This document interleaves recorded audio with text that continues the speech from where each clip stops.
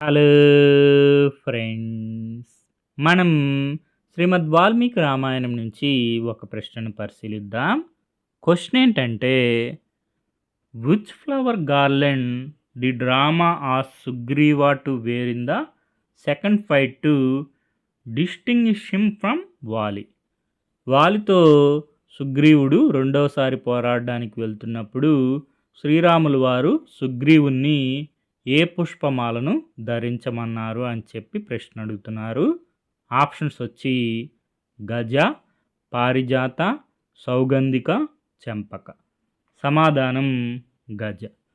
శ్రీరాములు వారు సుగ్రీవుణ్ణి గజ పుష్పమాలను ధరించమంటారు రెండవసారి వాలితో పోరాడడానికి వెళ్తున్నప్పుడు. ఎందుకంటే వాలి నుండి సుగ్రీవుణ్ణి గుర్తుపట్టడం కోసం.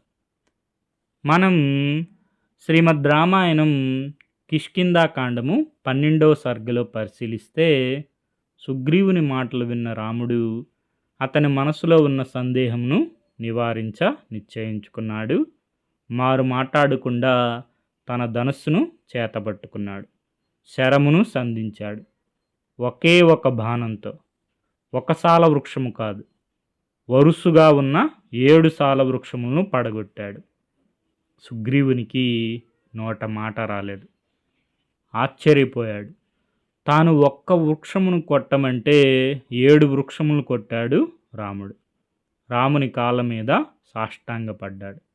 రామ, చాలు చాలు, నీవు సాక్షాత్తు ఇంద్రుణ్ణే చంపగల సమర్థుడు.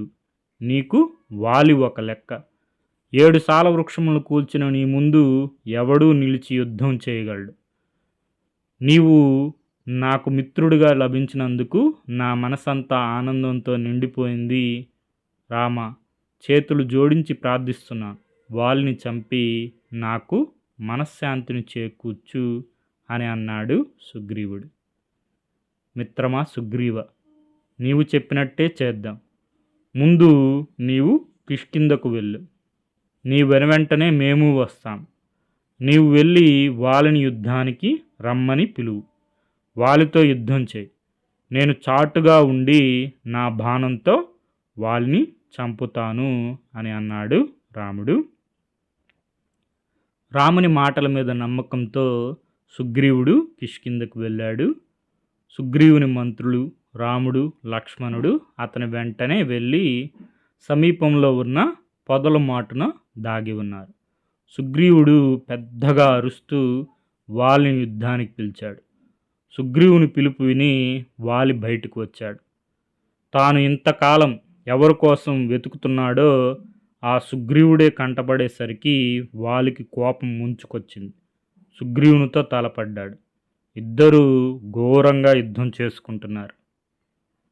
రాముడు పొదల మాటను నిలబడి వాలిని తన బాణంతో కొట్టవాలని శతవిధాలా ప్రయత్నించాడు. కానీ వాలి సుగ్రీవుడు ఒకే రూపంలో ఉండడం వలన ఎవరు వాలి ఎవరు సుగ్రీవుడు అని పోల్చుకోలేకపోయాడు.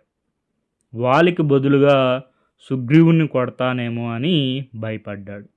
అందువలన బాణప్రయోగం చేయలేదు. ఈ లోపల వాలి సుగ్రీవుని చావచిత కొట్టాడు. వాలి కొట్టిన దెబ్బలకు సుగ్రీవుని శరీరం అంతా రక్తసిక్తమైంది. ఆ దెబ్బలు తట్టుకోలేక సుగ్రీవుడు ఋష్యముఖ పర్వతం మీదకు పారిపోయాడు.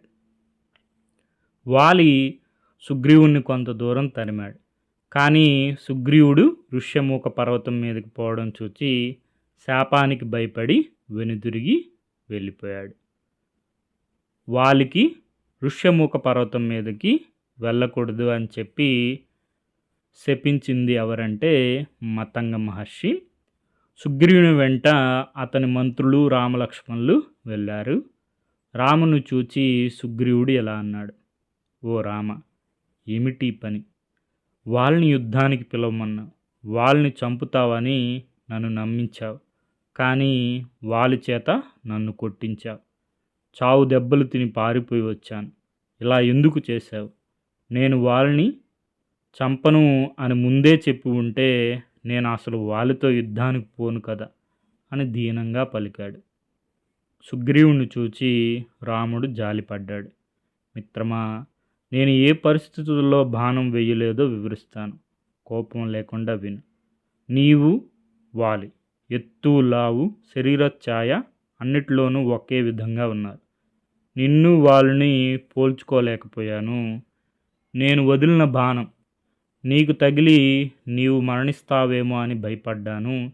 అప్పుడు మిత్రునికి ద్రోహం చేసిన వాడిని అవుతాను కదా. అందుకని బాణం వదలలేదు. నా తొందరపాటుతో కానీ పొరపాటును కానీ ఆ బాణం నీకు తగిలితే శాశ్వతంగా నీ వంటి మంచి మిత్రుని పోగొట్టుకున్న వాడిని అవుతాను కదా. నేను నీకు అభయం ఇచ్చాను. వాళ్ళని చంపకపోయినా బాధ లేదు. కానీ నిన్ను చంపితే అభయం ఇచ్చేవాడిని చంపిన పాపం నాకు చుట్టుకుంటుంది. నువ్వు లేకపోతే మాకు ఎవరు దిక్కు? కాబట్టి నీవు మరలా వాళ్ళని యుద్ధానికి పిలువు. కానీ నిన్ను గుర్తించుటకు ఒక ఆనవాలు పెట్టుకో. ఆ ఆనవాలు సహాయంతో నేను వాలిని ఒకే ఒక్క బాణంతో నేలకూలుస్తాను.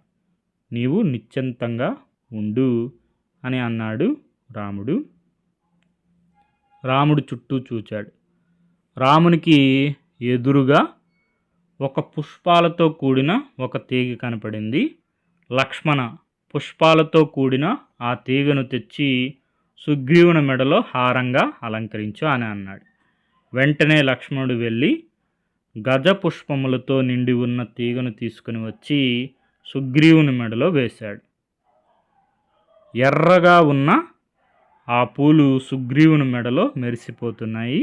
అందరూ కలిసి తిరిగి కిష్కింధకు వెళ్తున్నారు. సుగ్రీవుడి మెడలో వేసినటువంటి పూలమాల ఏది?